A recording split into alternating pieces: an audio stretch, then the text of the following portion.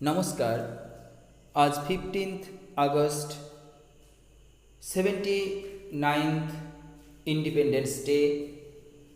আজকের দিনে 1947 সালে আমাদের ভারতবর্ষ 200 বছরের ইংরেজ অপশাসনের হাত থেকে মুক্তি পায়।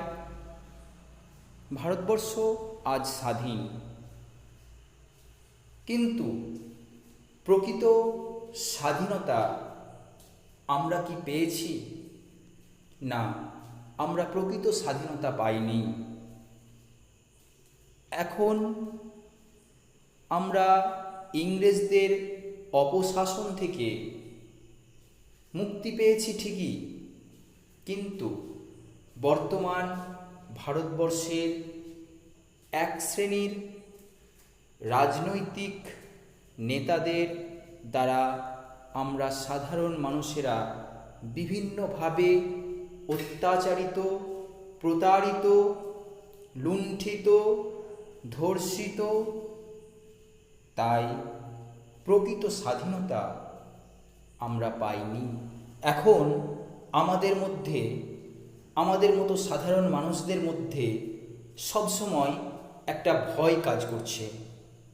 এই ভয়টা ধরালো কারা? এই ভয় ধরিয়েছে রাজনৈতিক নেতারা। রাজনৈতিক নেতা মন্ত্রীদের উদ্দেশ্য একটাই, কোটি কোটি টাকা আত্মসাৎ করা আর আমাদের মতো সাধারণ মানুষদের কণ্ঠরোধ করা। বর্তমানে বেশিরভাগ নেতানেত্রী দুর্নীতিগ্রস্ত, সে সঙ্গে বিভিন্ন আধিকারিক, প্রশাসনিক কর্মকর্তাগণ, বিচারপতিগণ, উকিল, ইনারা অর্থের জন্য নিজেদেরকে বিক্রি করে দিচ্ছেন। এ ধরনের দুর্নীতিগ্রস্ত লোকেরা দেশ তথা দেশের জনগণের কখনোই ভালো করতে পারেন না। শিক্ষা এবং স্বাস্থ্য এই দুইটি মূল্যবান পরিষেবা। এই পরিষেবা দুইটি প্রত্যেক জনসাধারণের কাছে পৌঁছে দেওয়াটা সরকারের দায়িত্বের মধ্যে পড়ে, কিন্তু বর্তমানে এই শিক্ষা এবং স্বাস্থ্য এই দুইটি পরিষেবা থেকেই সাধারণ মানুষ আজ বঞ্চিত। বর্তমান স্বাধীন ভারতবর্ষে আজ নারীরা নিরাপদ নয়, কেননা বিচার ব্যবস্থা আজ ভেঙে পড়েছে। কোনো নারী ধর্ষিত বা খুন হলে তার বিচার হয় না, সঠিক বিচার তারা পায় না।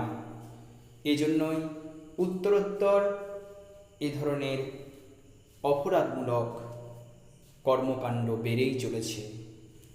আজ পুলিশ প্রশাসন বলুন, সিবিআই বলুন, সিআইডি বলুন, আদালত বলুন, সবাই রাজনীতির শিকার।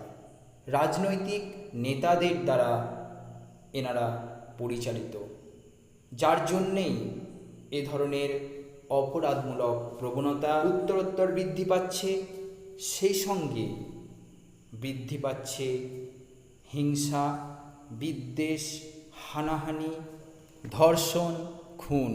অপরাধীরা যদি শাস্তি পায় তবেই তো অপরাধ প্রবণতা কমবে, মানুষের মধ্যে ভয়ের সৃষ্টি হবে।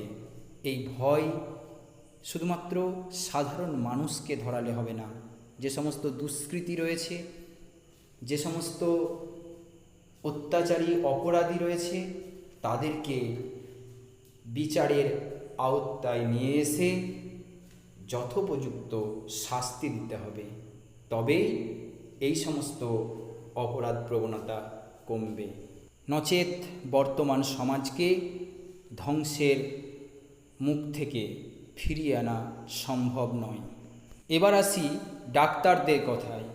কিছু কিছু ডাক্তার আছেন যিনারা অর্থের লোভে কোনো পেশেন্টের সার্জারি করার প্রয়োজন না হলেও তারা সার্জারি করে দেন। এমন কিছু ডাক্তার আছেন যিনারা হসপিটালে সাধারণ মানুষের ঠিকঠাক পরিষেবা না দিয়ে বেশি সময় দেন চেম্বারে, বেশি অর্থ উপার্জনের লক্ষ্যে।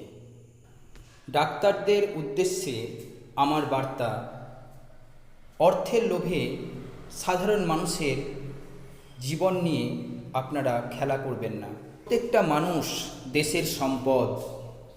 দেশের এই অগ্রগতিতে প্রত্যেকটা মানুষের অবদান রয়েছে। তাই এই মানব সম্পদকে রক্ষা করা আমাদের দায়িত্ব। সর্বোপরি আমাদের মনে রাখতে হবে, আমরা যারা রাজনৈতিক নেতা নেত্রী, মন্ত্রী, আমলা, পুলিশ প্রশাসনের আধিকারিক, মুখ্যমন্ত্রী, প্রধানমন্ত্রী, স্বরাষ্ট্রমন্ত্রী, প্রধান, সকলের একটা দায়বদ্ধতা রয়েছে। সকলের নিরপেক্ষ হয়ে সাধারণ মানুষের কাজে ব্রতী হওয়া, সমাজকে সুস্থ স্বাভাবিক গড়ে তোলা এবং আমাদের এই ভারতবর্ষকে বিশ্বের দরবারে শীর্ষস্থানে পৌঁছে দেওয়া। জয় হিন্দ, বন্দে মাতরম, ভারত মাতা কি জয়। সকলে ভালো থাকবেন, সুস্থ থাকবেন।